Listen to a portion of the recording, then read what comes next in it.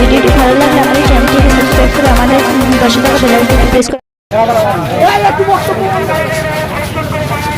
আগে যেমন দেখতাম পিরজাদাদের একেবারে গর্জন, সেইভাবে আবারও দেখছি পিরজাদাদের একেবারে রাস্তায় নামতে দেখেছি আরজিকলের বিষয়।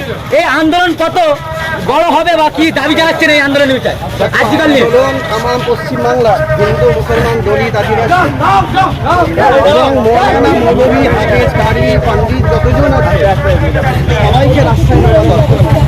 আজকের এই ফুরফুরা শরীফ যখনই অন্যায় হয় ফুরফুরা শরীফ মাঠে নামে এবং ছাত্র সমাজ মাঠে নামে। আজকে ছাত্র ফুরফুরা শরীফ নেমেছে এবং আমাদের যত তাদেরকেও রাস্তায় নামা দরকার।